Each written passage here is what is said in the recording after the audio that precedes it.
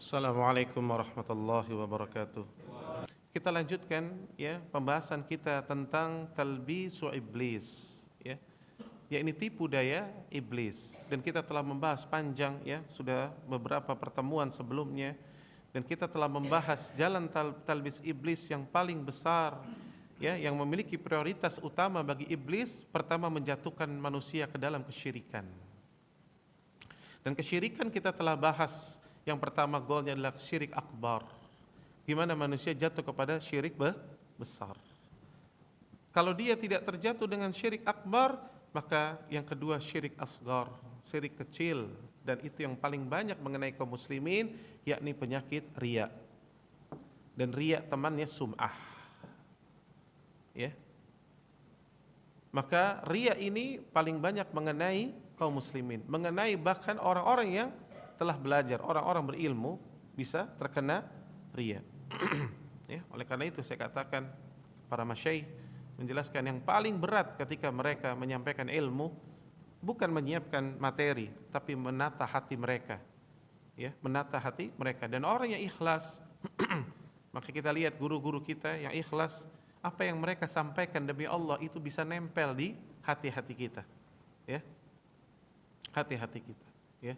Seperti salah satu ya yang Anda mengambil ilmu darinya, Anda bersaksi ya, Al-Ustadz ya Abdul Hakim bin Abdad ya, hafizallahu taala ya.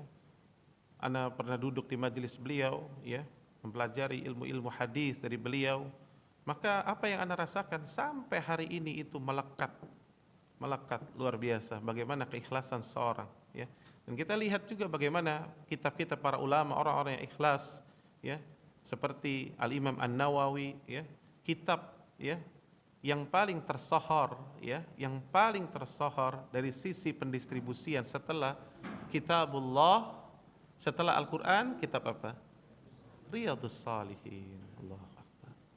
Ya, hampir di setiap masjid kaum muslimin ya, maka mereka membahas kitab Riyadhus Shalihin. Allahu Akbar ya.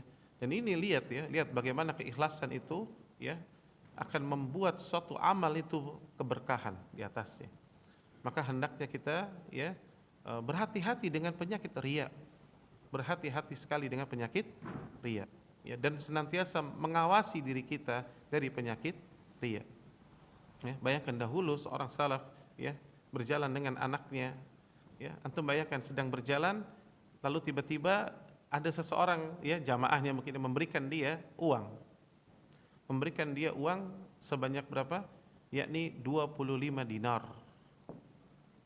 Berapa Pak? 25 dinar.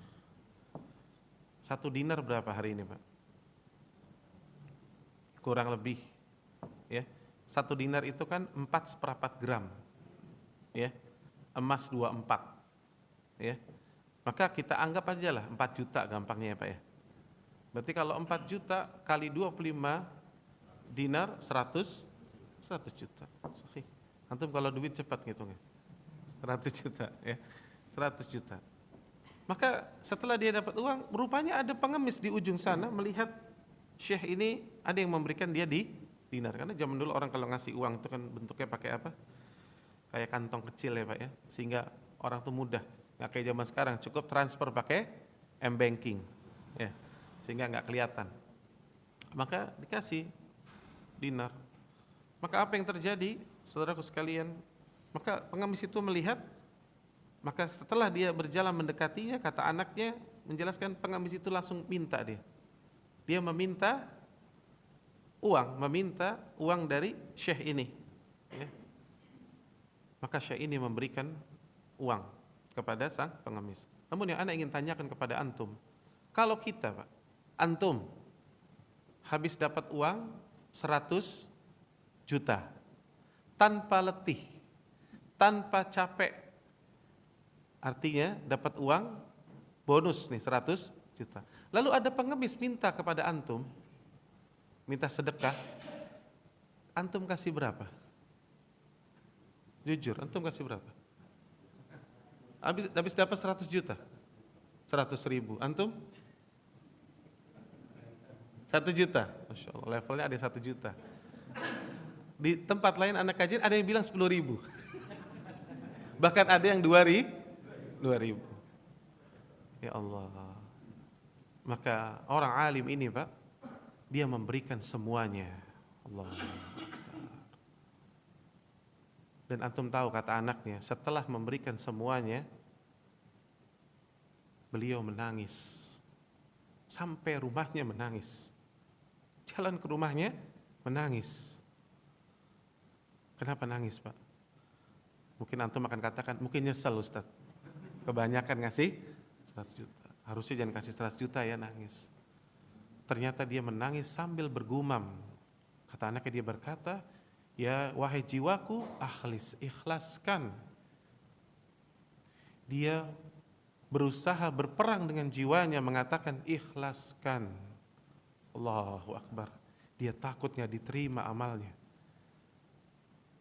Sebagaimana firman Allah kan, orang-orang mukmin itu setelah beramal, mereka takut sekali amalnya itu tidak diterima. Maka mereka sibuk dengan doa seperti Nabi Ibrahim, Allahumma taqabbal minna, minta agar diterima. Bayangkan Nabi Ibrahim alaihissalam membangun Ka'bah, rumah ibadah, ya. Tapi ucapan beliau, ya Allah terimalah amal Allah.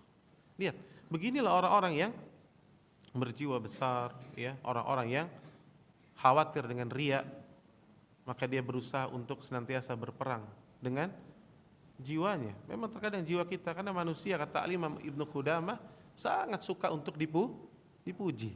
Manusia suka untuk dipuji. Taib. Maka kesyirikan yang telah kita sampaikan, pertama tadi syirik besar.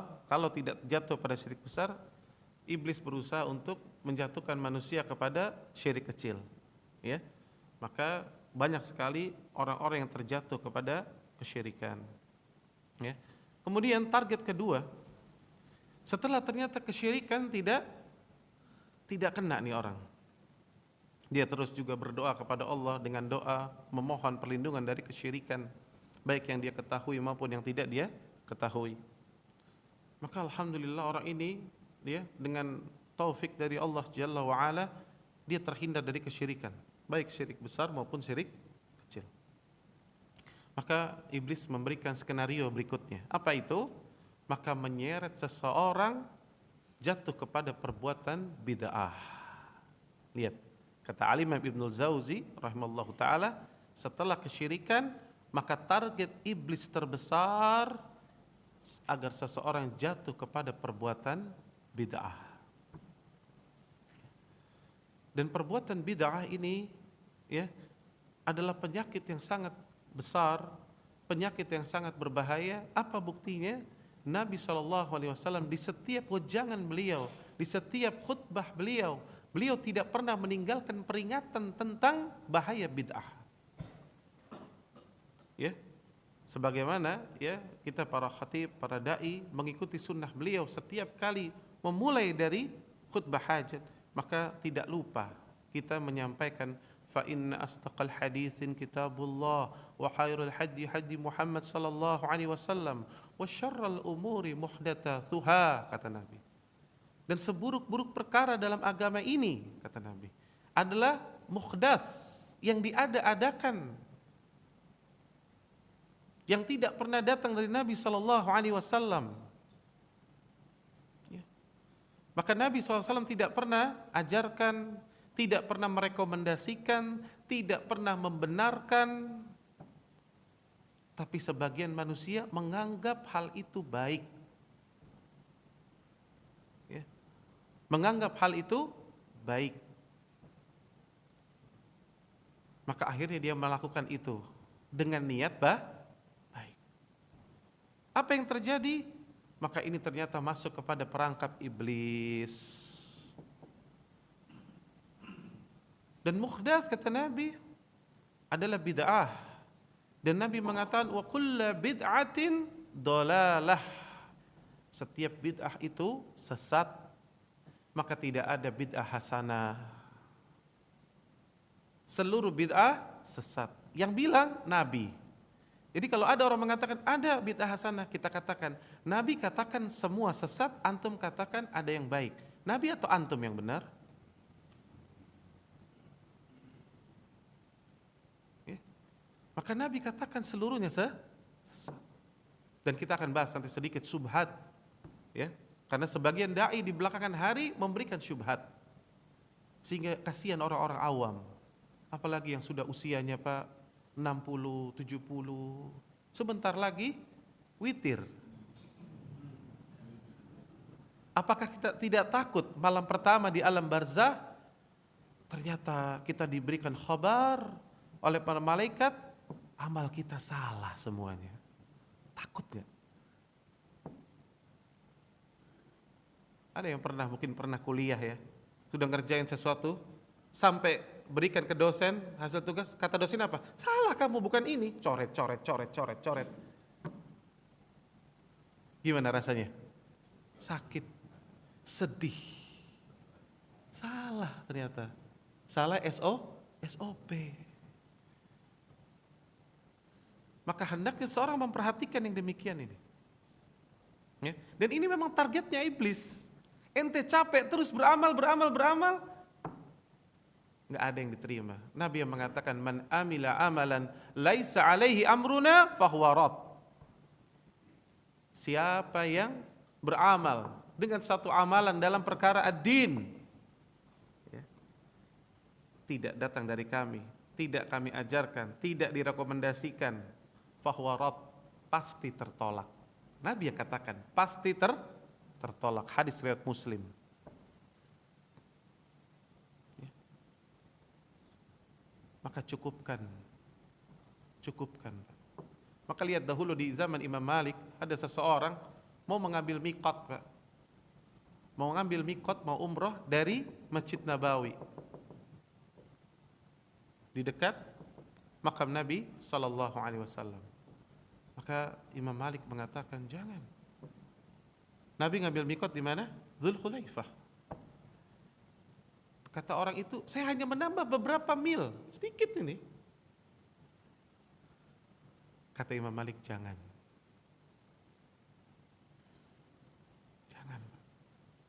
Ya.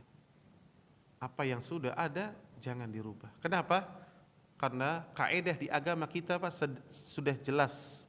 Nabi SAW terus membacakan firman Allah, ya, dan turun pada saat haji wada, al-yauma akmaltu lakum dinakum.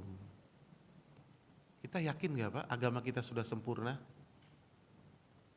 Kalau kita yakin dengan agama kita telah sempurna, pertanyaan saya, sesuatu yang sempurna perlu tambahan gak? Perlu amandemen gak?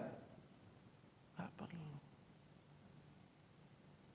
Sesuatu yang telah sempurna, maka tinggal kita menjalankannya. Selesai. Ya. Maka jangan sampai kita tertipu Pak, karena situlah iblis masuk. Ini kan untuk kebaikan, ini kan ini tujuan kamu baik, apa salahnya sih? Ya. Padahal disitulah salahnya. Ya. Maka kita sudah bahas kemarin ya sebelumnya, kata Hasan bin Salih, masih ingat? Ya, rahimallahu taala, beliau mengatakan apa? Iblis untuk memasukkan satu racun, Pak, dibungkus dengan 99 kebaikan. Allahu Akbar. Berasa nggak jadinya? Nggak berasa sebagian manusia. Oh iya kan niatnya baik, kan ininya ini, tujuannya yang penting persatuan, yang penting begini, yang penting ini, yang penting itu. Kalau Nabi berpikir seperti gitu Pak, hijrah gak Nabi ke Madinah? Nggak hijrah. Orang udah ditawarin kok sama orang-orang musyrikin untuk untuk menggapai persatuan. Tapi Nabi nggak mau. Nabi diperintahkan hijrah ke Madinah. Maka bid'ah ini Pak, penyakit yang sangat berbahaya dan banyak orang tidak merasakan ketika dia tertimpa penyakit ini. Ini yang bahaya. Ya. Lihat di zaman, ya, dari mulai di zaman Nabi SAW, kita masih ingat 3 orang, ya, sahabat Nabi SAW datang ke rumah istri Nabi SAW bertanya dengan perihal ibadah Nabi. Maka dijelaskan, bahwa Nabi ibadahnya begini, begini, begini, begini. Maka mereka berkata di antara mereka yang pertama mengatakan, demi Allah siapa kita? Maka aku demi Allah mulai besok akan sholat semalam suntuk dan tidak akan tidur. Yang satu lagi mengatakan, aku akan berpuasa dan tidak akan berbuka. Dan yang satu lagi mengatakan, aku tidak akan menikahi wanita. Ingin mewakafkan dirinya untuk beribadah. Pertanyaan saya Pak, orang ini niatnya baik ya Pak? Baik loh, siapa yang berani bilang gak baik? Dan amalan yang sedang ingin dijunjung, amalan-amalan utama loh. Pertama yang mengatakan ingin sholat malam. Pak, sholat seafdal-afdalnya sholat setelah sholat fardu, sholat apa Pak? Sholat malam.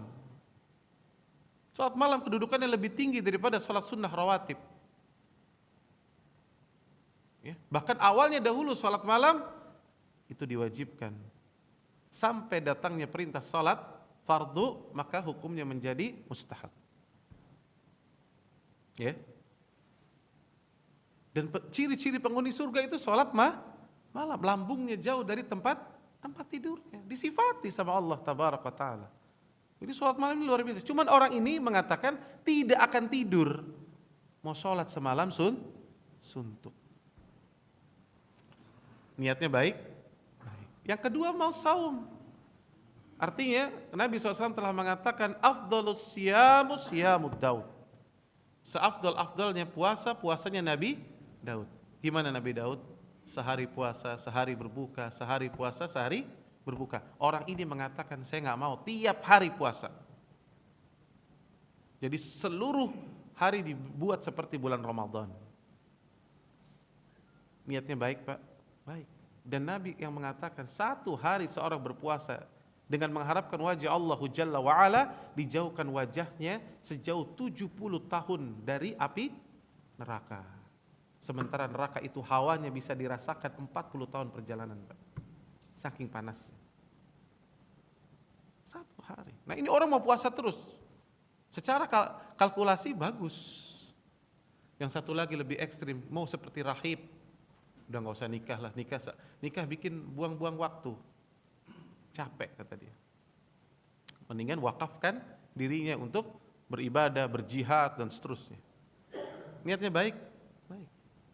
Tapi ketika sampai ke telinga Nabi SAW, Nabi panggil orang itu, lalu Nabi mengatakan, antum kada wa kada, kamu yang mengatakan begini dan begitu?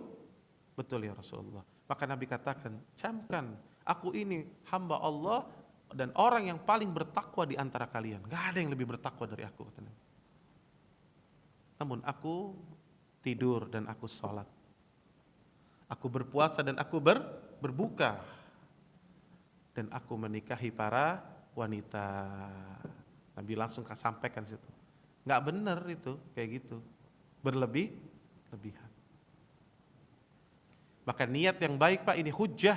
Niat yang baik tidak mencukupkan seseorang di atas amal salih. Harus mengikuti sunnah Nabi Sallallahu Alaihi Wasallam. Di zaman tabi'in, siapa yang tidak kenal dengan Sa'id bin Musayyab? Ya, Sa'id bin Musayyab, ya, rahimallahu taala. Sa'id bin Musayyab orang yang dalam hidupnya luar biasa, ahli ibadah juga, ahli ilmu juga. Beliau tidak pernah ketinggalan sholat berjamaah selama berapa lama? 40 tahun. Dan 30 tahunnya sudah berada di masjid sebelum azan. Itu Sa'id bin Musayyab. Tapi beliau, ya, rahimallahu ta'ala, mendapati seseorang sholat qobliyah subuh 4 rakaat. Habis sholat 2 rakaat, dia sholat lagi 2 rakaat. Maka ditegur sama Sa'id bin Musayyab, ya akhi, jangan lakukan itu, cukupkan 2 rakaat. Orang itu mengatakan apa? Lihat, makanya orang terkena penyakit bid'ah itu berat Pak. Orang itu mengatakan apa? Wahai Sa'id, apakah Allah akan mengazabku gara-gara sholat? Ya lihat, hari ini juga orang kalau dikasih tahu tentang perbuatan bid'ah, emang Anda akan masuk neraka gara-gara baca Quran? Gara-gara bersolawat? Percis nggak dalilnya? Hujah mereka percis. Apa kata Sa'id bin Musayyab? Beliau mengatakan, la, tidak, engkau tidak akan diazab karena engkau sholat, tapi Allah akan mengazabmu karena engkau menyelisihi Nabi Sallallahu Alaihi Wasallam. Lihat jawaban orang yang alim.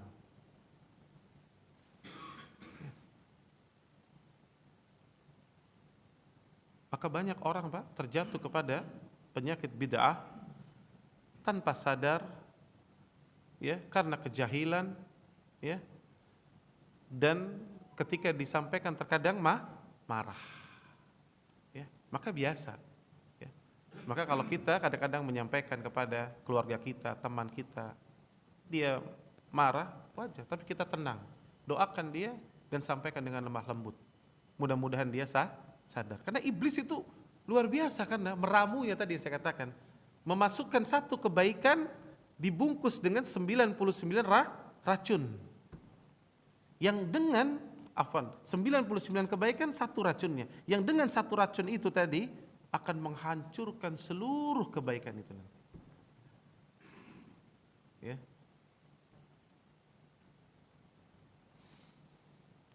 Taib. Maka hakikat bid'ah yang pertama, bid'ah merubah-rubah aturan Allah Jalla wa'ala. Ya. Kenapa bid'ah itu dosanya besar, Pak? Karena bid'ah itu pada asalnya dia melakukan sesuatu yang bukan kewenangan dia. Maka Allah marah. Ya. Seseorang hamba harusnya bagaimana? Sami'na wa ata'na. Seorang muslim harusnya menyerah kepada Allah. Orang yang nyerah gimana? Kita sudah pernah bahas di masjid ini. Orang yang menyerah tidak menjadi mu'tarid, yang suka memberikan catatan kaki, yang suka mendebat Allah. Tidak menjadi rafid, yang menolak, tapi taslim, menjadi hamba Allah yang taslim. Allah suruh gini, ya, ya. Suruh gitu, ya udah. Gak usah dimodifikasi, gak usah. Ya. Siapa contohnya, uswahnya? Nabi Sallallahu Alaihi Wasallam. Ya. Sederhana. Dan agama ini tadi sudah sempurna. Maka merubah-rubah aturan Allah ini berat. Kata Imam Malik, ya, bin Anas, man ittada'a, siapa yang membuat perkara yang baru, dia menganggap sebuah perbuatan yang baru itu ahsan, baik, dia mengerjakannya, maka sungguh, kata Imam Malik, orang ini telah menuduh Muhammad sallallahu alaihi wasallam mengkhianati risalah Allah. Berat. Kenapa mengkhianati risalah Allah? Li'anna Allah yaqul, kata beliau, karena Allah telah berfirman, al-yauma akmaltu lakum dinakum, agama ini telah sempurna. Lah kalau sudah sempurna artinya semuanya sudah disampaikan. Kalau ada yang belum, sama saja dia membuat suatu perkara yang baru, sama saja dia sedang mengatakan Nabi lupa nyampein yang ini, atau Nabi tidak sampaikan yang ini. Maka kata Imam Malik, orang itu secara tidak langsung menuduh Rasulullah SAW mengkhianati risalah Allah. Berat, Pak. Ini masalahnya. Tidak sesederhana yang dibayangkan. Makanya kenapa para ulama semua mengatakan seperti itu. Ya. Jangan sampai jatuh kepada perbuatan bid'ah. Dan ini yang diperingatkan dari zaman dahulu, diperingatkan. Dan para sahabat, para tabi'in begitu terus memperingatkan masalah ini. Karena hakikatnya dia merubah-rubah aturan Allah. Padahal kita sudah tahu siapa yang suka merubah-rubah aturan Allah? Al-Yahud wan Nasara. Maka kita jangan mengikuti milah mereka. Milah kita al-Islam, sebagaimana namanya Islam, taslim, berserah diri kepada Allah, nyerah, siap diatur. Allah bilang ke depan, Allah bilang ke belakang, Allah bilang ke kanan, Allah bilang ke kiri. Allah katakan berhenti. Tidak berinovasi, Pak.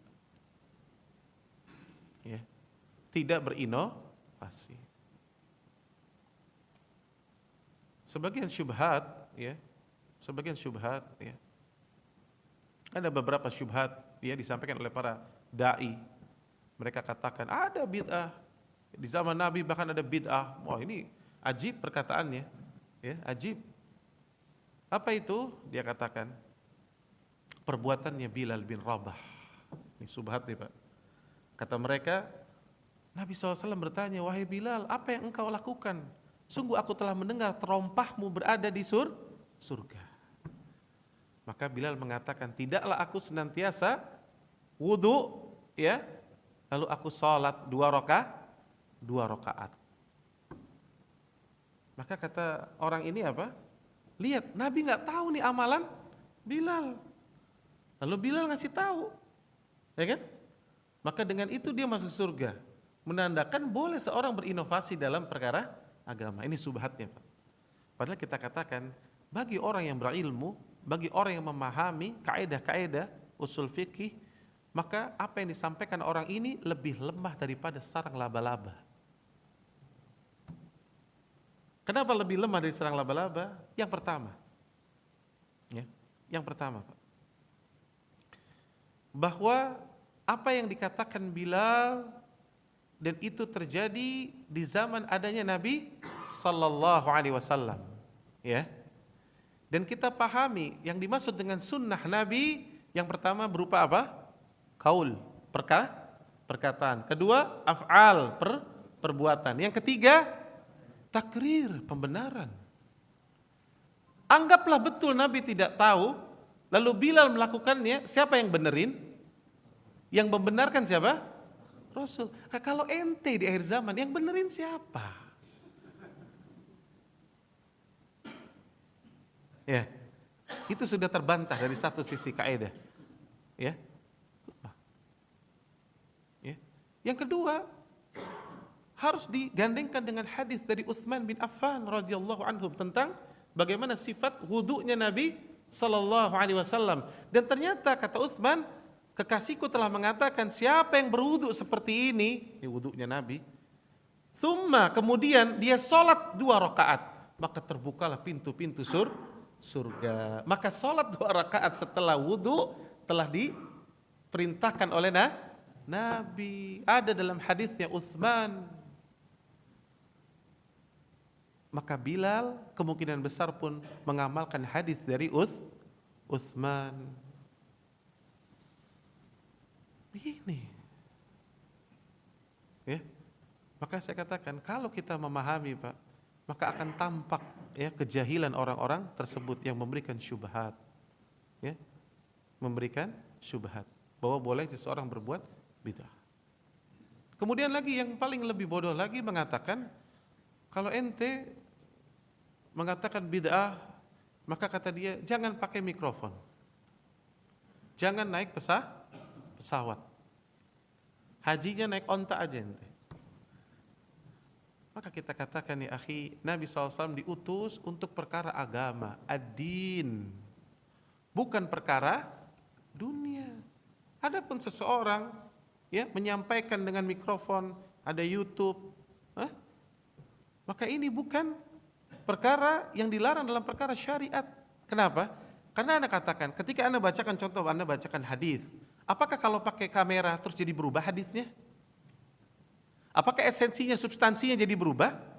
Tidak. Jahil ini. Maka Allah berikan kemudahan sesuai dengan perkembangan manusia. Tidak ada masalah. Yang menjadi titik berat adalah substansi dari agama gak boleh berubah. Itu yang dijaga kemurniannya. Adapun fasilitas dunia nggak ada masalah. Mungkin suatu saat ada pesawat yang lebih cepat lagi, antum umroh sekarang kita terbang 9 jam, mungkin nanti lama-lama bisa 1 jam. Nggak ada masalah. Lama. Maka kita harus memahami kaidah ini, ya. Maka kalau kita bicara bid'ah, kita bicara dari perkara ad-din. Maka memang ada bid'ah dari sisi bahasa, artinya perkara sesuatu yang baru. Ya, handphone yang baru dulu nggak ada, sekarang ada. Maka itu juga bid'ah secara bahasa. Tapi yang dimaksud oleh Nabi, Nabi peringatkan kepada kita bid'ah dari sisi istilah perkara agama. Ya. Lalu subhat lagi yang selanjutnya yang Anda ingatkan, yakni perbuatan Umar bin Khattab radhiyallahu anhum ketika salat tarawih. Maka sebagian dai mengatakan boleh berbuat bid'ah, bahkan kata Umar ini sebaik-baik bid'ah. Kenapa? Karena di zaman Umar, Pak, Umar melihat orang sholat tarawih di masjid, ada yang di sana sendiri, ada yang di sana sendiri, ada yang di pojok sana, belum lagi yang di rumah-rumah, kan gitu kan? Maka Umar berpikir, beristihad, ini lebih baik disatukan kaum muslimin supaya mereka sholat, dan diimami oleh Tamim Ad-Dari, ya, radhiyallahu anhum. Apa bantahan kita? Kita katakan yang pertama, ucapan Umar mengatakan ini sebaik-baik bid'ah, ini adalah dari sisi bahasa. Kenapa kita kata bahasa, bukan istilah? Karena jelas, yang pertama, Nabi telah melakukan sholat tarawih setidaknya 2 malam berturut-turut, atau dalam riwayat lain 3 malam berturut-turut bersama para sahabat. Ya. Terus kenapa Nabi nggak keluar lagi? Karena Nabi khawatir di situ ada penghalang. Karena wahyu masih turun. Nabi khawatir diwajibkan. Berat nggak tarawih kalau diwajibkan? Jujur deh. Di sini kalau tarawih makin akhir makin penuh ya. Masya Allah. Makin maju, safnya makin rapet. Itu kenyataannya. Seandainya diwajibkan bagaimana? Nabi SAW tahu berat. Nggak semua orang, Pak. Ya, apalagi kalau kita sudah lihat sholat malam 2 ronde, ya, di Masjidil Haram, di Masjid Nabawi, berapa banyak, ya?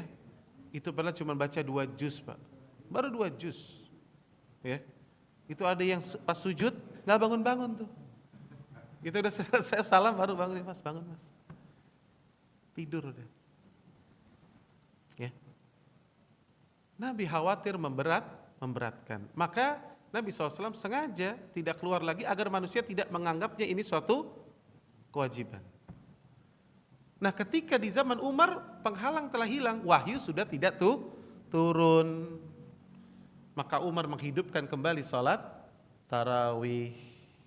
Dan hujah yang kedua kita katakan, bukankah Nabi telah mengatakan alaikum bis sunnati wa sunnati khulafa rasyidin al-mahdiin, wajib atas kalian berpegang di atas sunnahku dan sunnah khulafa ar-rasyidin, dan Umar bin Khattab termasuk khulafa ar-rasyidin. Kalau ente siapa? Ente bukan khulafa ar-rasyidin, bikin-bikin ngaco.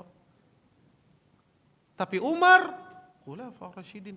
Dan Umar yang beristihad, Nabi telah mengatakan seandainya saja ada Nabi setelahku, Umarlah orangnya. Dan Umar, kata Nabi, Umar fil jannah. Adapun orang yang tadi memberikan syubhat, ada nama ente masuk SK? Nggak ada di SK ente pasti masuk surga, belum ada. Jadi mengikuti fatwa Umar sahih, tapi mengikuti fatwa antum sesat. Maka nggak ada, ya, kita diperbolehkan seseorang, ya, berbuat bid'ah. Adapun perbuatan Umar ini perbuatan di atas ilmu. Dan hujjah yang ketiga, ingat, ijtihad para ulama, para sahabat, ya. Ini kaidah nih Pak, harus dipahami. Kalau ada ijtihad dari seorang sahabat, lalu tidak ada yang mengingkarinya, maka ini ijma'. Dan ijma' salah satu hujjah. Al-Quran, Sunnah, ijma'. Karena Nabi yang telah menjamin bahwa sahabatnya tidak akan bersepakat di atas kesesatan. Ya. Dan ijtihad Umar mengumpulkan manusia salat, tidak ada satupun riwayat yang menolak di antara para sahabat. Di situ sahabat besar banyak. Kalau nggak benar perbuatan Umar, pasti mereka tidak akan mau. Ya, maka ini termasuk ijma'. Dan kalau ada dai mengatakan ijma'nya Umar bin Khattab perbuatan bid'ah, menurut ana dia terlalu nekat. Ya, terlalu nekat. Ya, menuduh Umar bin Khattab, orang yang alim, orang yang dalam ilmunya, ya, telah berbuat bid'ah. Ya, maka ini yang perlu kita pahami betul-betul, ya, bahwa syubhat-syubhat, ya, sebagian para dai memang membuat seseorang goyah sehingga akhirnya dia terjatuh kepada perbuatan bid'ah. Ya. Taib. Kemudian, ya, hakikat dari bid'ah setelah dia merubah-rubah aturan Allah, maka konsekuensinya dia akan menambah-nambah sesuatu, menambah-nambah dari perkara agama, dan mengklaim bahwa itu masuk ke dalam agama. Ya. Maka ini tidak diperkenankan, ya. Dan semua yang Nabi SAW telah sampaikan, Nabi telah sampaikan seluruhnya, tidak ada yang tersisa. Nabi mengatakan, ma baqiya syai'un, tidak tersisa sedikit pun, ya, yuqarribu ilal jannah wa yuba'idu minan nar illa waqad buyina lakum. Apa-apa yang mendekatkan kalian kepada surga dan menjauhkan kalian kepada neraka kecuali telah aku sampaikan. Maka Umar bin Khattab radhiyallahu anhum, Pak, tatkala beliau didatangi oleh orang Yahudi, wahai Amirul Mukminin, apakah nabimu mengajarkan juga cara engkau cebok? Apa kata Umar bin Khattab? Naam, iya.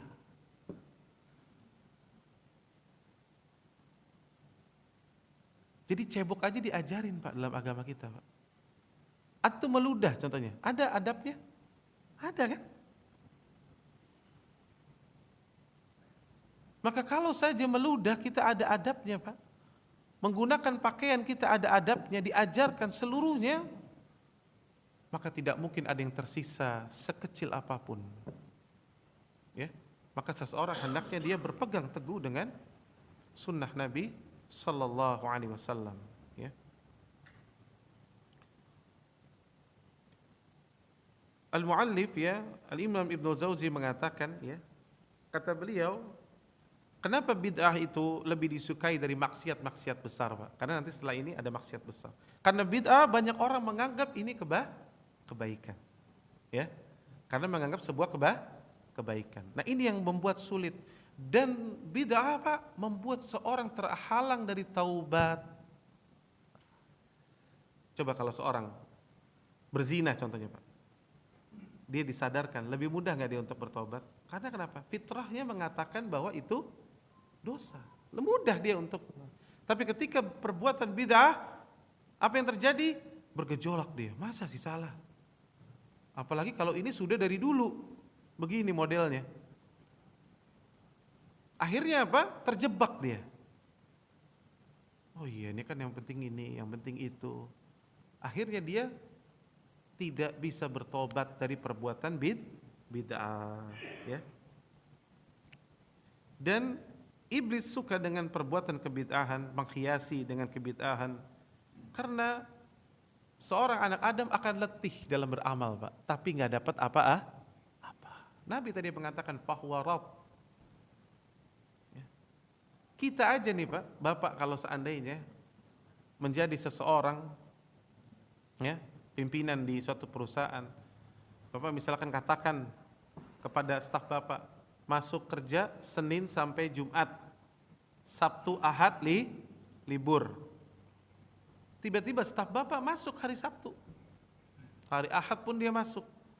Pas gajian dia bilang, Pak, gaji saya kurang, saya kan Sabtu Ahad masuk, Pak, niat saya baik, Pak, untuk memajukan perusahaan. Terus minta sama antum lemburan, gimana, antum kasih nggak? Enggak, kita bilang, yang suruh masuk Sabtu Ahad siapa? Beda kalau ada instruksi dari atasan. Kalau nggak ada instruksi, ente main masuk aja, siapa yang mau ngasih? Capek dia, letih dia, tapi nggak dapat apa? Begitulah target iblis, laknatullah, membuat manusia agar dia terus disibukkan dengan suatu amal yang amal itu dihiasinya, namun ternyata tidak mendapatkan apa-apa. Capek kan? Ya, ini yang membuat seseorang ya disukai oleh iblis terjatuh kepada perkara bid'ah. Maka hati-hati, Pak. Lalu apa obatnya agar tidak terkena bid'ah? Tidak ada jalan lain kecuali thalabul ilm, menuntut ilmu. Jadi nanti kita akan tahu mana yang sunnah, mana yang bid'ah. Maka saya pernah ditanya seorang jamaah, Ustadz, jadi nggak boleh kita mengamalkan hadis dhaif? Jawaban saya sederhana, Pak. Pak, Bapak sudah amalkan seluruh hadis sahih? Itu aja belum kan? Selesaikan dulu hadis sahih, nanti kita bahas lagi bagaimana mengamalkan hadis dhaif. Saya aja perasaan nggak bisa kelar, Pak, mengamalkan seluruh hadis sahih. Ya, sibukkan dengan perkara yang telah jelas. Karena kaidah usul mengatakan sesuatu yang meragukan wajib, kata Nabi, tinggalkan kepada sesuatu yang tidak meragukan. Sementara hadis dhaif, apa artinya hadis dhaif, Pak? Kemungkinan benar dengan kemungkinan salah 50-50 gitu, Pak. Bahkan kalau dhaifnya jiddan, kemungkinan benarnya mungkin cuma 5-10%, 90% kemungkinan salah. Goyang. Ngapain melakukan sesuatu yang meragukan? Kata Nabi, tinggalkan. Tapi kalau Bapak lakukan hadis sahih, sudah dipastikan itu amal salih. Jadi jangan buang-buang waktu. Kita hidup gak lama di dunia, Pak. Jangan buang-buang waktu dengan perkara-perkara yang meragukan. Ambil yang pasti-pasti aja. Ya. Kalau saja Pertamina berani pasti pas, kenapa kita tidak yang pasti gitu dong. Maka saya juga pernah dikatakan, Ustadz, Anda nih Islamnya yang biasa-biasa aja, kata dia. Anda katakan sama, Anda juga yang biasa-biasa saja, yang biasa Nabi amalkan. Betul nggak? Gimana Nabi sholat? Anda biasa begitu. Bagaimana Nabi berpuasa? Ya begitu Anda. Bagaimana Nabi berakidah? Ya begitu. Jadi Anda Islam biasa-biasa aja. Justru Anda nggak tahu nih ada Islam yang nggak biasa-biasa itu yang gimana. Baik. Kemudian saudaraku sekalian, setelah seseorang ya tidak terjatuh dalam perkara bid'ah, baru setelah itu akan dijatuhkan dia kepada perkara dosa-dosa besar. Ya. Apa itu dosa besar? Dalam Fathul Bari dijelaskan, yakni kullu dzambi utliqa alaihi binasya kitaba aw sunnata aw ijma' annahu kabira aw azim. Yakni dosa besar adalah dosa yang dimutlakan dalam Al-Quran, bisa dalam sunnah, dalam ijma' sebagai dosa besar. Jadi untuk mengatakan dosa besar pun patokannya nanti dari Al-Quran, dari sunnah. Dan biasanya dalam Al-Quran ketika disampaikan, diberikan azab, langsung disebutkan azab neraka, khalidina fiha, ya, maka yang demikian dianggap sebagai dosa besar, ya. Dan kenapa iblis berusaha menjatuhkan kepada dosa besar? Ya, karena orang yang terkena dosa besar, maka dosa-dosa kecilnya tidak akan diampuni.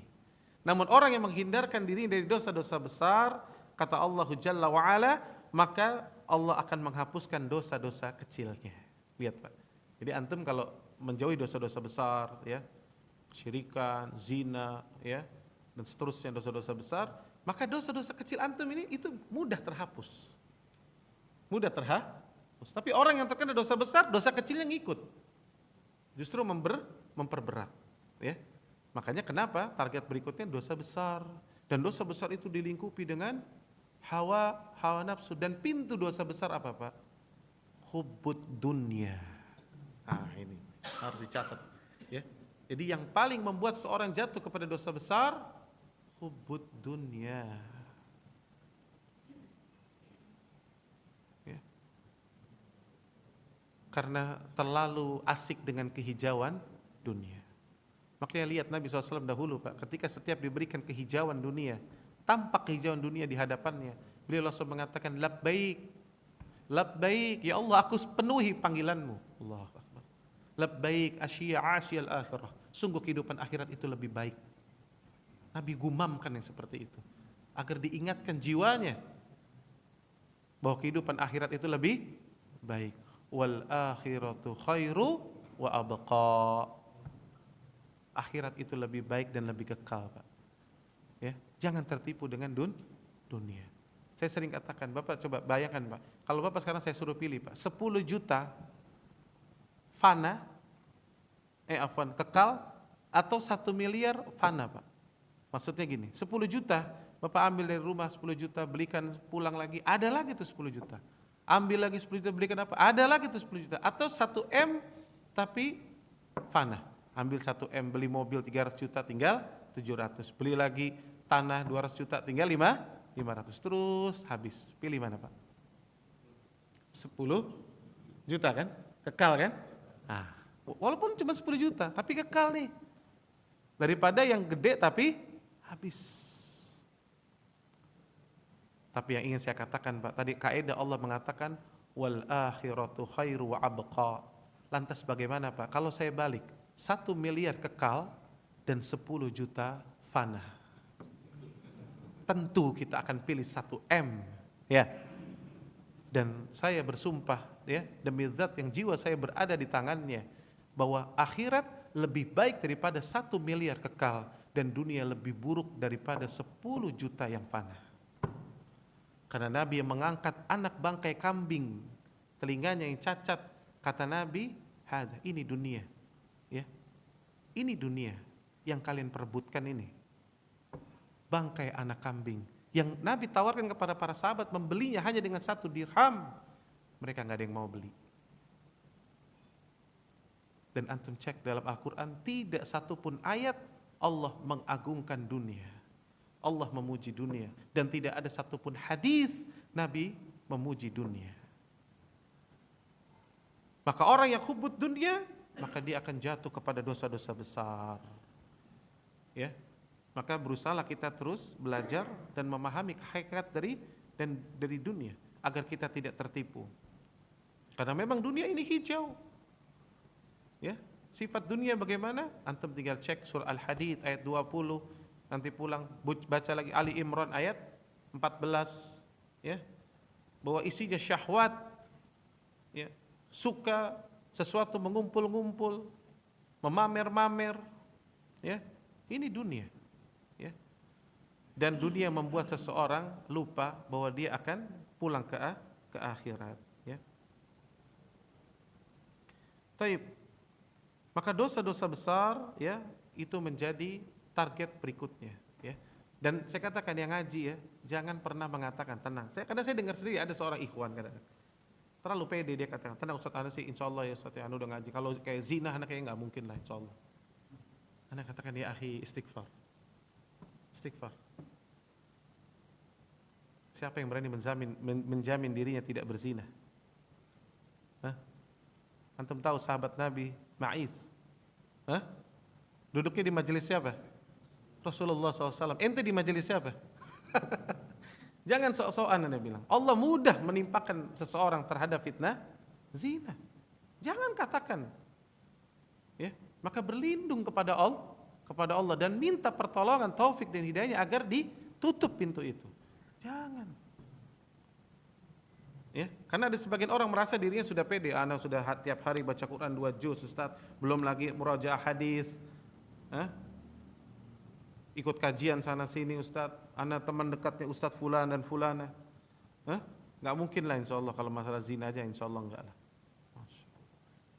Itu namanya ujub, ya Pak ya, hati-hati, dan itu pun sudah termasuk dosa besar.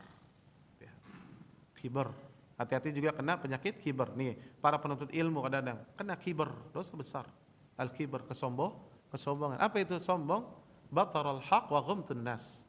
Menolak kebenaran. Iya, antum mungkin udah enggak menolak kebenaran. Disampaikan Al-Qur'an, disampaikan hadis, sami'na wa ata'na. Alhamdulillah.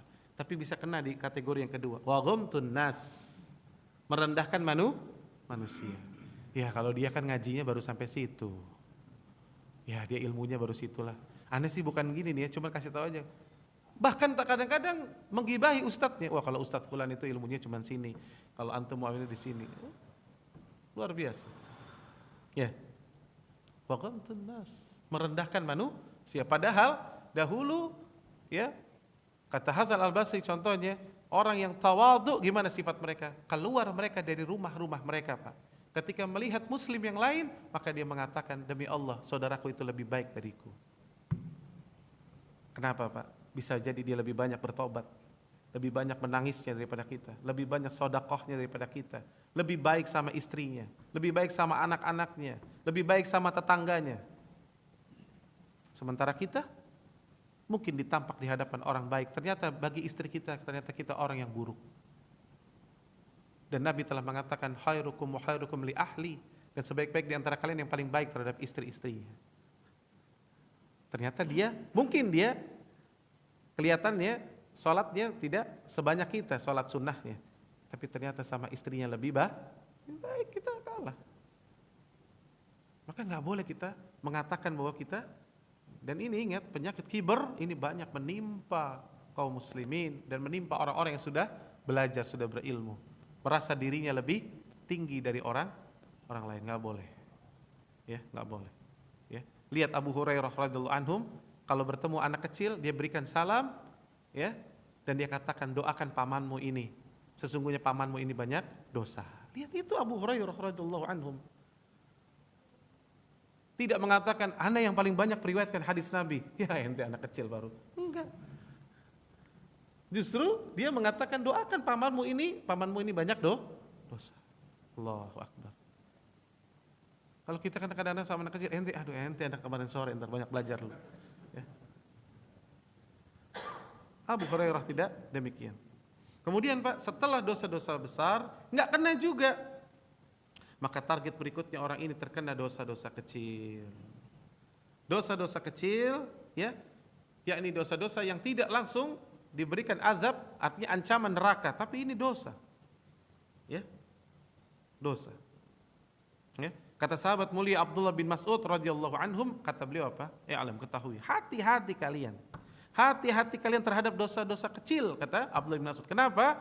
Karena dosa-dosa yang kecil itu bisa berkumpul pada diri seseorang dan akhirnya menjadi besar dan membinasakannya. Tuh.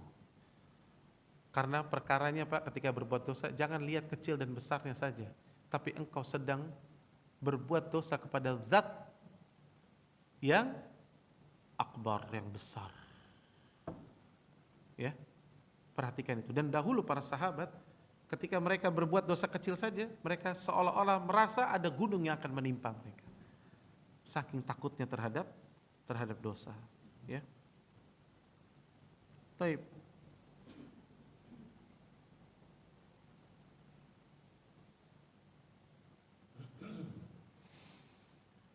Setelah itu, kalau seseorang ya terlepas dari dosa kecil, ya, walaupun berat ada pasti terkena, tapi sekecil kemungkinannya dia lebih bertakwa kepada Allah, ditolong oleh Allah, maka syaitan setelah itu target berikutnya membuat seseorang sibuk dengan perkara-perkara yang mubah.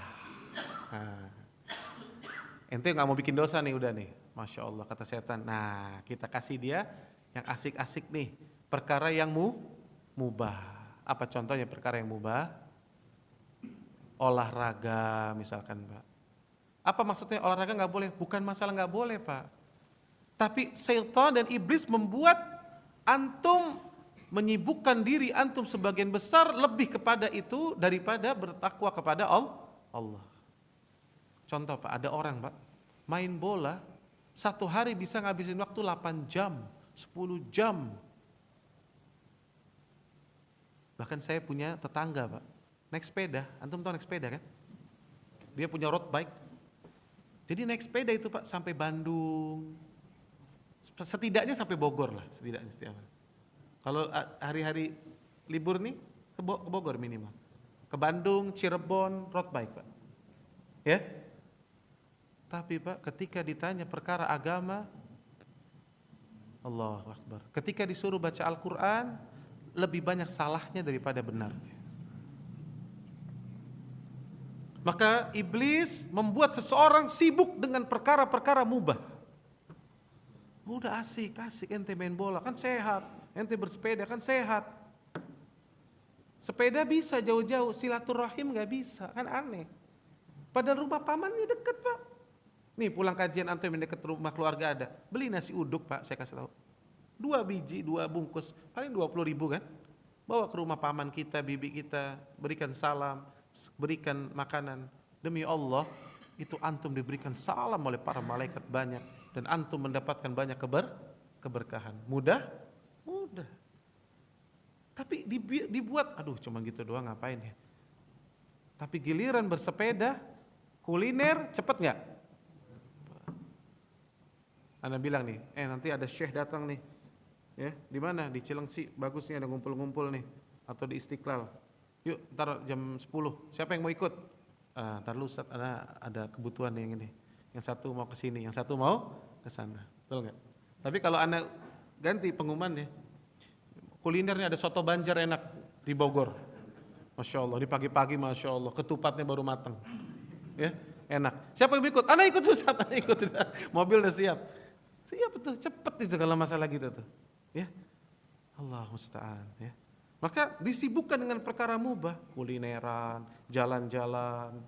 Ya, kemarin akhir tahun, ya liburan kaum muslimin. Berapa banyak yang liburan, yang perkara-perkara mubah, habisin uang banyak. Ya, tapi giliran untuk perkara-perkara yang bermanfaat, nggak ada duit, nggak ada fulus. Ya, maka ini bukti iblis berhasil membuat seorang sibuk dengan perkara mubah. Ya. Kemudian ya, yang terakhir ya,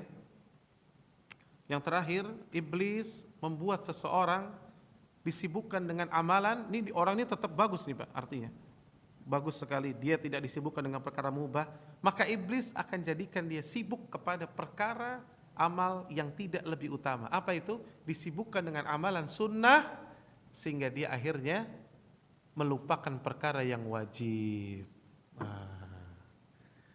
Ini banyak yang kena juga Pak.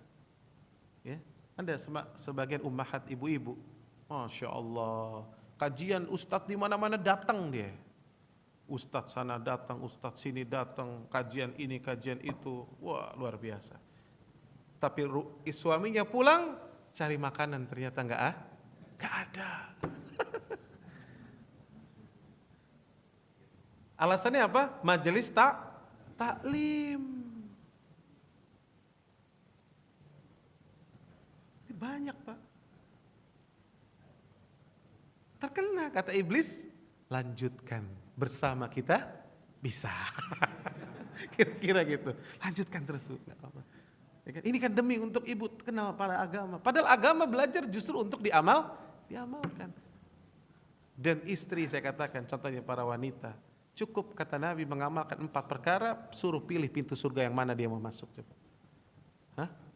Salat 5 waktu di rumah, puasa cukup Ramadan, ya. Kemudian menjaga harga kehormatan, tidak berzina, ya. Keempat, dapat ridho suami. Siapa yang melakukan 4 ini, kata Nabi, silahkan masuk tuh dari 8 pintu yang mana yang dia mau. Jadi mau cari surga tuh di tempat tidur, ibu-ibu. Cari surganya di mana? Ada di dapur. Tapi iblis membuat beda. Kata iblis, ya, setan. Makanya Anda pernah ditanya, Ustaz, Anda pengen sholat syuruk di masjid, tapi Anda masih punya anak, punya suami. Anda katakan pulang. Lebih baik pulang, urusin suami sama anak. Kalau memang ada anak di sana butuh, ya masih kecil butuh. Itu pahalanya lebih besar daripada sholat syuruk. Antum sholat syuruk, iya, pahalanya seperti haji, manasik haji dan umroh, sempurna. Mengurusi suami dan anak lebih dari itu. Kenapa? Karena ini perkara yang wajib. Ya. Berikan sedekah juga gitu, coba. Ada orang Pak bersedekah sana sini. Wah, dikasih, Masya Allah, ya, kasihan ini buat itu, dakwah sana, dakwah sini, bagus. Tapi ternyata Pak, ring satunya dia, keponakan dia susah, nggak dibantu dia. Kakaknya, adiknya butuh kendaraan, nggak dibeliin, tapi dia nyumbang buat beli mobil jenazah di masjid sana misalnya. Ini juga termasuk kena talbis iblis. Harusnya mana yang wajib? Ring satu kita Pak. Keponakan kita itu ring 1 loh, jangan main-main loh. Itu pahalanya besar sekali Pak. Kita membantu keponakan kita, pahalanya luar biasa besar.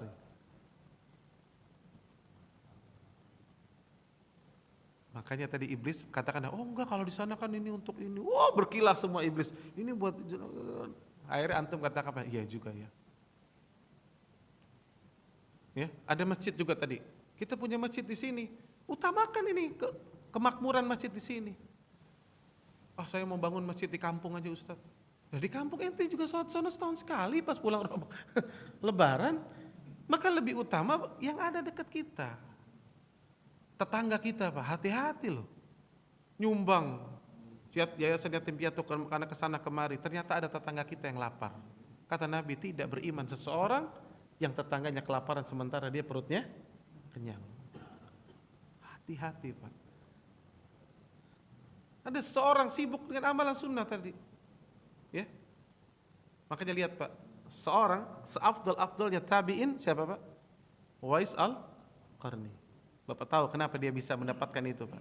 Padahal ada Sa'id bin Musayyab, ya, yang alim, tapi kalah sama seorang Uwais al-Qarni. Padahal Uwais al-Qarni, antum pernah dapatkan kitab Uwais al-Qarni? Dia bukan ahli fikih, dia bukan ahli tafsir. Tapi kenapa dia bisa tinggi kedudukannya? Karena dia mengutamakan yang wajib daripada yang sunnah. Apa itu? Dia merawat ibunya daripada harus bertemu Nabi Sallallahu Alaihi Wasallam. Kalau dia bertemu Nabi, jadi sahabat dia Pak. Tapi karena ibunya butuh pertolongannya dan dia mengutamakan ibunya, maka Nabi mengatakan, seafdal-afdalnya tabi'in Uwais al-Qarni. Wahai Umar, kalau engkau bertemu dengannya, minta istighfar dari dia. Allah Akbar. Jadi orang yang alim Pak, mengutamakan yang wajib daripada yang sunnah. Sholat malam bagus sesuai kemampuan antum. Ada orang paksakan sholat sampai goyang-goyang sholat, habis ketiduran sholat subuhnya kesiangan. Kata iblis apa? Lanjutkan bersama kita bisa. Itu Pak, ya jangan. Sholat subuh lebih utama. Maka sholat malam sesuai kemampuan antum. Saum, antum lagi saum sunnah. Datang sahabat antum. Udah lama nih sahabat, Masya Allah dia bertakwa sama Allah. Dia ngajak makan sama antum. Gimana? Buka. Berikan, sambut teman antum. Berikan wajah yang paling indah. Kata Nabi, jangan engkau anggap remeh, ya, berseri-serinya wajah seseorang kepada muslim yang lain. Gara-gara itu Allah masukkan dia ke surga. Allah, engkau meletakkan kebahagiaan ke dalam hati saudaramu, itu memasukkan engkau ke dalam surga. Wajib Pak. Senyum sama istri Pak, wajib Pak, senyum. Jangan sama istri orang. Sama istri orang, Bu, Assalamualaikum Bu, Masya Allah. Sama istri sendiri, sama istri sendiri itu datang, Assalamualaikum Bunda, Mama, sayang gimana, cium istri kita. Gitu. Maka itu yang Nabi praktekkan. Coba. Hatta Nabi mau sholat, cium dulu istrinya. Menyenangkan hati istri, wajib. Coba seandainya tadi suami tahu bagaimana sama istrinya, istri tahu bagaimana sama suaminya. Suami mencari nafkah tadi, wajib dia berikan nafkah kepada istrinya, dia bahagiakan istrinya. Istrinya tahu bagaimana kewajiban. Rumah tangga bagus nggak Pak? Bagus. Sekarang yang jadi masalah, pada lupa dengan kewajiban, sibuk dengan perkara-perkara yang lain. Atau bahkan kadang-kadang dibalut dengan ilmu seolah-olah, oh saya soalnya harus majelis taklim kesana kemari, panitia pengajian. Suami cari baju belum disetrika, suami cari makan makanan yang belum siap. Hati-hati ini. Jangan sibuk jadi panitia pengajian di rumah nggak beres. Ya. Seperti itu. Ya. Anak-anak juga perhatikan mana yang sama ustadz, wah luar biasa ustadz ini baik. Sama bapaknya nggak pernah gitu. Padahal dia lebih wajib sama bapaknya. Coba bapaknya dirangkul, diajak ngobrol, ya. Mau naik motor, ayo saya anterin. Papa mau kemana atau ayah mau kemana, bapak mau kemana hari ini, saya anterin. Giliran sama ustadz telepon, tolong anterin anak ke sini kalian. Siap ustadz. Wow. Sama bapak dia telepon, padahal bapak-bapaknya itu wajib. Nganter ustadz sunnah, nggak nganter juga nggak dosa antum. Ya, ini loh, ya. Jangan sampai kita sibukkan perkara-perkara yang sunnah lalu melupakan perkara-perkara yang wajib, ya.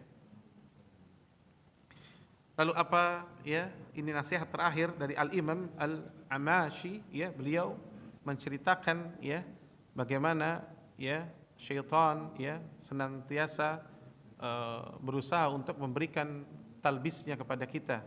Maka kata Al-Imam Al-Amashi ya, beliau menceritakan yakni saya pernah mendapatkan, kata beliau, informasi dari seseorang yang berbicara dengan jin yang pada saat jin itu sedang yakni mengganggu manusia, artinya merasuki manusia.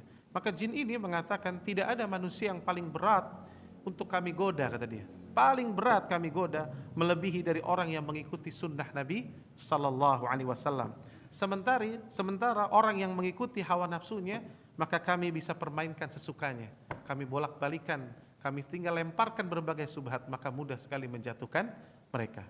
Maka ini merupakan peringatan juga bagi kita, siapa yang mau selamat dari talbis iblis, hendaknya dia memegang erat sunnah Nabi sallallahu alaihi wasallam, karena sunnah ini akan membedakan mana yang hak dan mana yang batil, ya.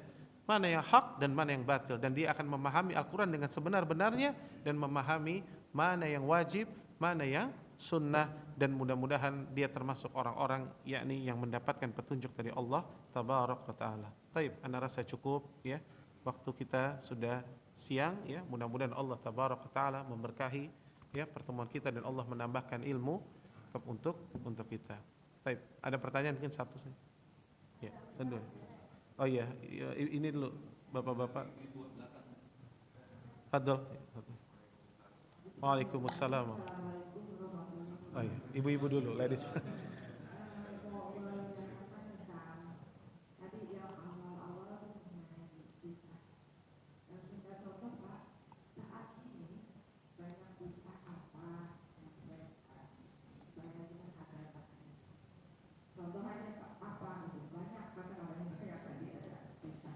Baik. Ya. Yang pertama ya, apa saja contoh bid'ah? Saya bilang sebetulnya untuk mengetahui, jadi gini, kita nggak perlu menyebutkan satu persatu bid'ah karena memang sangat banyaknya. Namun yang perlu dipahami justru seseorang mempelajari agama, mempelajari sunnah. Siapa yang betul-betul mempelajari sunnah Nabi SAW, maka dia akan mengenal bid'ah. Ya, kenapa? Karena ketika kita mengenal, seperti seseorang betul-betul mengenal warna putih, maka dia akan tahu warna hitam. Ya, akan tampak setitik aja ada warna hitam, dia akan tampak. Ya, maka begitu pula seseorang hendaknya bersungguh-sungguh mempelajari agama ini, mengembalikan sesuatunya kepada kemurnian agama ini, maka dia akan tampak nanti yang modifikasi yang mana.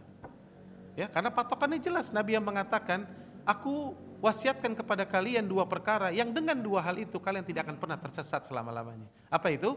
Al-Quran dan Sunnah. Gigit dengan gigi geraham kalian. Coba, Nabi katakan gigi geraham, Pak. Kenapa enggak gigi depan, Pak? Karena gigi depan itu masih bisa ditarik, Pak. Tapi kalau gigi geraham itu keras. Ya, seorang menggigit dengan geraham itu gigitan yang sangat kuat. Ya, maka pelajari. Ya, pelajari untuk kita mengetahui. Karena kalau kita sebutkan dan kita bahas, tentunya banyak sekali. Ya. Contoh tadi yang Ibu sebutkan, contohnya kebid'ahan yang banyak di tengah-tengah kaum muslimin, yakni contohnya perbuatan yaitu merayakan Maulid Nabi SAW. Pertanyaan kita sederhana. Yang pertama, apakah Maulid, pernyataan Maulid keluar dari kaulnya Nabi SAW? Tidak ada rekomendasi. Apakah ada dari perbuatan Nabi? Nggak ada juga. Apakah ada takrir dari Nabi? Tidak ada. Kalau ada yang mengkaitkan, ada subhat, ada yang mengkaitkan dengan Nabi SAW ditanya, kenapa engkau saum hari Senin? Maka karena ini adalah hari di mana aku dilahirkan. Maka ini bukan kias yang sahih. Tidak bisa orang mengatakan karena lahirnya hari Senin, maka dia puasa hari Senin. Dan kalau hadis ini pun mau diterjemahkan dengan secara zahiriyah, maka bukan berarti jadinya puasa Senin sekedar hanya Senin. Antum sekarang lahirnya kan nggak semua Senin kan? Kan Nabi kaitkan dengan lahirnya, ya. Maka lahir seseorang dan tidak ada pemahaman para sahabat, Pak, yang demikian. Sahabat ini banyak loh, Pak, jumlahnya, Pak. Ya, jumlah para sahabat banyak. Tidak ada satupun memahami hadis ini sebagai memperingati kelahiran Nabi Sallallahu Alaihi Wasallam. Kemudian bantahan yang sangat jelas, Pak. kapan pertama kali dilakukan maulid? Bapak cek referensi, semua buku histori, semua buku tentang tarikh menjelaskan dilakukannya pertama kali maulid itu di zaman Banu Fatimiyah dari kalangan Syiah. Yang ada di abad keberapa Pak? Yang ada di abad ketiga, di abad keempat. Jadi mereka dulu punya, karena orang Syiah membuat maulid nggak cuma maulid Nabi, maulidnya Ali, ya, dan imam-imam yang lain. Jadi ini pertama yang melakukannya Pak. A'immatu arba, kita sekarang patokannya kita anggap katanya di sini rata-rata Imam Syafi'i, kan gitu ya Pak ya. Sekarang saya tanya, silahkan cari Pak di seluruh kitabnya Imam Syafi'i. Contohnya kitab induk untuk fikih.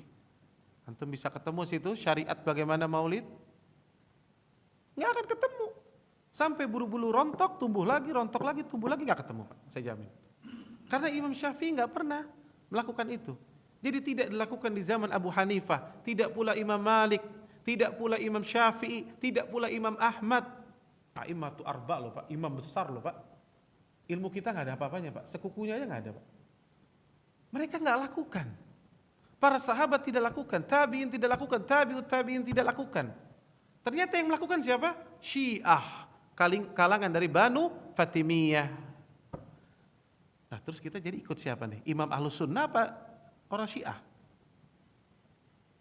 Makanya kalau kita belajar Pak, kita akan kelihatan. Oleh karena itu kita sering memperingatkan agar bukannya kita, jangan salah paham, bukan kita tidak mencintai Nabi, bahkan Ahlus Sunnah yang paling mencintai Nabi SAW. Tapi dengan apa caranya? Mengikuti sunnah beliau, mengikuti apa yang beliau ucapkan, apa yang beliau amalkan, dan apa yang beliau benarkan. Ya. Nah ini para imam-imam besar nggak ada yang melakukannya. Nah kalau kita melakukannya, apakah kita lebih pintar dari Imam Syafi'i ternyata?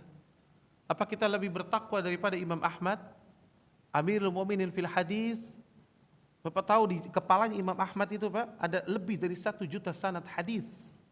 Dan bukan hanya hadisnya, sanadnya. Haddatsana wa haddatsana wa haddatsana. Kalau baca hadis itu kayak gitu.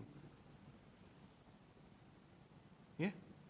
Maka kita harus betul-betul ya kokohkan ilmu kita bahwa hendaknya seorang berpegang hanya kepada sunnah. Namun tadi saya katakan, apabila kita melihat masyarakat terjatuh kepada perbuatan demikian, bagaimana caranya? Makanya ini pentingnya kita dakwah, dan dakwah kita bil hikmah Pak, dengan cara yang lemah lembut, yang baik. Sampaikan kebenaran tetap harus tegas. Mana sunnah, mana bid'ah harus jelas, nggak boleh nggak jelas. Tapi sampaikan dengan lemah lembut. Jangan kita menyesatkan manusia, artinya ente pasti masuk neraka, ente enggak gitu. Bisa jadi dia melakukan itu karena ikut-ikutan. Bisa jadi karena dia tidak tahu. Karena dia tidak tahu, maka jangan kita menyudutkan orang, nggak boleh. Doakan kaum muslimin, sampaikan dengan lemah lembut, dan yang paling utama Pak, selamatkan dulu diri kita dan keluarga kita. Qu anfusakum wa ahlikum nar. Kadang-kadang kita nih Pak sibuk sama orang luar, tuh orang itu berbuat bid'ah gini. Tapi ternyata keluarga kita sendiri saja masih banyak bid'ahnya. Terus gimana? Perbaiki dulu dari diri kita, pelan-pelan ibadah kita luruskan, niat kita luruskan, lihat ibadah mana yang sudah sunnah, mana yang masih belum, kita berusaha untuk pelan-pelan kita luruskan. Itu dulu. La yukallifullahu nafsan illa wus'aha. Seseorang tidak dibebani sesuatu yang di luar kesanggupan dia. Maka nggak perlu kita memikirkan yang terlalu besar, tapi pikirkan tentang ya diri dan keluarga kita. Makanya Anda bilang, kadang-kadang contoh kayak sekarang nih mau pilpres, dia katakan, Ustadz gimana nih, presiden kita gimana nanti ini? Ya Allah, ente nggak usah mikirin presiden, pikirin dulu diri kita, ya. Ya, Allah tabaraka wa taala insya Allah kalau kumpulan kaum muslimin salih, dari keluarga kaum muslimin salih, berkumpul jadi komunitas yang salih, pasti Allah akan turunkan, Allah akan berikan pemimpin yang salih. Kalau pemimpin kita hari ini dianggap tidak salih karena memang kebanyakan umatnya pun tidak salih, gitu. Jangan nyalain pemimpinnya Pak. Pemimpin itu gimana rakyatnya loh Pak. Jadi jangan salah-salahkan itu, saya katakan ya. Sederhana Pak, saya katakan contoh Pak, ini kita Jepang ya Pak ya, sama Indonesia ya Pak ya. Tokyo kan, Bapak yang pernah ke Jepang contohnya. Ini kita bicara duniawiyah dulu nih Pak. Itu di Jepang Pak, itu rapi gitu ya Pak ya. Ya. Orang ambil koran taruh lagi di situ, ambil lagi taruh lagi di situ, jalanan bersih, nggak ada sampah, betul nggak? Motor jalan pada tempatnya, gitu kan? Sekarang nih Pak, pimpinannya sama Pak, perdana menterinya aja kita rubah Pak. Presiden kita, ya tetap dengan presiden kita, presiden Jepang tetap Jepang, tapi rakyatnya ditukar. Warga Jakarta pindah ke Tokyo, warga Tokyo pindah ke Jakarta. Jakarta bersih nggak Pak? Bersih insya Allah. Tokyo gimana Pak? Itu trotoar Pak, dinaikin motor Pak. Yang salah pemimpin apa rakyatnya Pak? Ya, jadi jangan hanya berpikir itu. Jadi bagaimana? Jadi jangan kita salahkan. Pemimpin itu terbentuk karena rakyatnya. Di zaman Nabi SAW, Nabi menjadi pemimpinnya karena rakyatnya, para sahabat. Ya, maka begitu pula kita lanjut terus ke sini. Dan memang makin ke sini makin banyak fitnah. Nah, kita tugasnya berusaha untuk diri kita dan keluarga kita yang paling utama. Dan jadi pesan saya, banyak-banyak pelajari agama ini dengan semangat, kemurniannya, maka dengan sendiri kita akan tahu nanti mana yang sunnah, mana yang bid'ah. Cukup kita pelajari kaedahnya, karena bid'ah berkembang Pak, bid'ah akan berkembang, ya. Tapi yang sunnah telah mutlak, ya. Pelajari yang sunnah, ya. Baik, ya Bapak. Ya, ini pertanyaan bagus. Yang pertanyaan pertama, ya. Pertanyaan pertama, Anda jadi lupa pertanyaan pertama. Ya, pertama setan. Taib. Apakah setan berkembang biak? Naam, iya. Setan berkembang biak, ya. Maka kalau kita lihat dari dalil-dalil yang sahih, ya, termasuk yang kita sudah sampaikan Pak di pertemuan kedua kalau tidak salah, ya. Ketika Nabi SAW ditanya oleh Aisyah radhiyallahu anha, ya Rasulullah, apakah setiap manusia itu ada setan yang mengikutinya? Ya. Artinya setiap orang loh Pak. Bayangkan, setiap orang itu ada setan, ada qarin yang mengikutinya, yang membisikkan kepadanya. Lalu kata Nabi, hanya saja kalau aku, khusus untuk aku, maka setannya telah masuk Islam dan tidaklah dia membisikkan kecuali perkara yang baik. Itu karena pertolongan Allah. Makanya Nabi itu maksum, ya. Maka setiap manusia ada setannya, maka setiap ada manusia ada setannya. Tentu setan ini jumlahnya sangat banyak. Dan mereka berkembang biak? Iya, sama. Tadi sudah dibacakan oleh imam, kita sholat subuh di rakaat yang pertama, imam membaca surat Al-A'raf, ya. Di rakaat pertama surat Al-A'raf itu di akhir ayat 179, ya kan? Kata Allah, dan aku pasti akan memenuhi neraka jahanam dari kalangan jin dan manusia. Ya. Jadi jin dan manusia ini Pak banyak, ya, jumlahnya. Mereka berkembang biak, iya. Dan bapaknya jin Pak, ya, sebagaimana manusia bapaknya Adam. Maka jin, dari bangsa jin itu yang paling bapaknya adalah iblis. Nah, cuma nanti di antara jin ini tidak semua ikut iblis. Ada sebagian kecil yang dia beriman. Dalam surah Al-Jin dijelaskan bahwa sebagian kami ada yang salih dan sebagian kami tidak mengambil jalan yang salih, ya.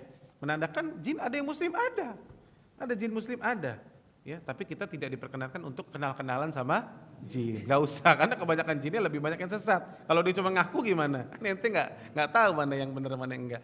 Ya, lebih baik kita nggak usah kenal-kenalan sama jin. Ya, tapi yang jelas, apakah jin, setan, ya itu berkembang biak? Saya katakan setan di sini, ingat Pak, ini tanda artinya setan. Ingat Pak, setan itu sifat. Ya, saya pernah jelaskan.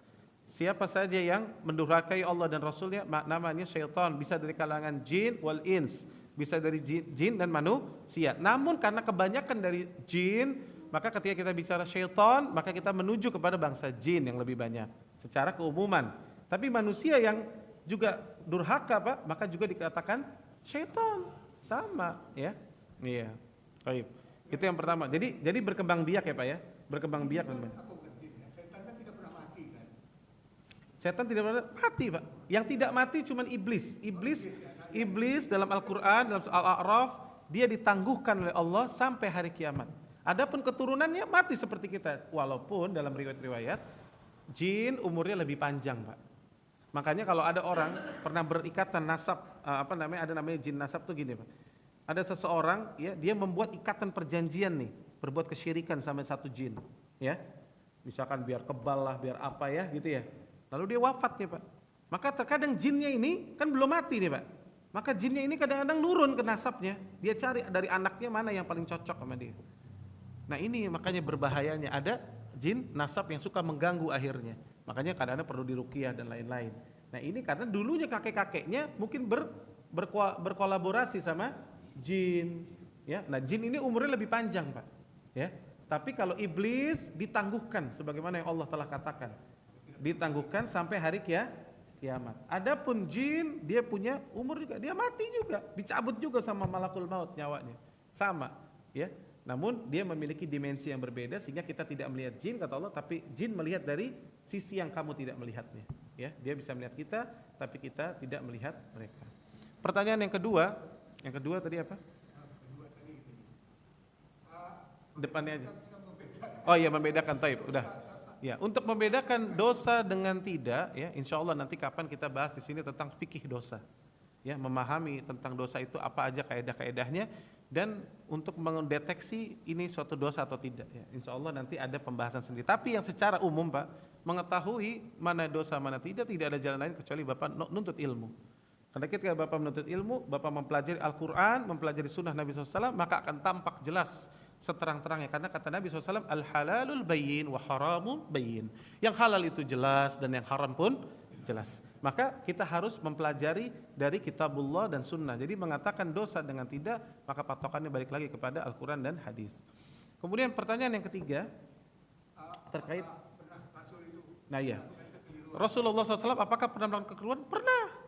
Nabi pernah kekeliruan. Nah, Allah tegur dalam surat At-Tahrim ketika mengharamkan madu karena untuk mencari keridhaan istrinya. Nabi pernah abasa wa tawalla, yakni Nabi berwajah masam, ya, dengan seorang yang buta. Nabi pernah melakukan kesalahan, tapi apa yang membedakan? Nabi membuat kesalahan langsung diluruskan, langsung diingatkan, dibersihkan. Itu makanya namanya maksum. Makanya tetap Nabi dijadikan uswah. Ya kan? Laqad kana fi Rasulillahi uswatun. Jadi Nabi tetap jadi uswah karena Nabi ketika salah langsung dilurus. Nah kalau kita dai-dai sekarang salah, siapa yang lurusin? Ya, makanya kenapa Nabi yang tetap jadi patokan. Maka kalau ada orang melemparkan syubhat tadi, Nabi aja pernah salah, jadi nggak harus ikut Nabi kata dia. Maka kita katakan ini syubhat.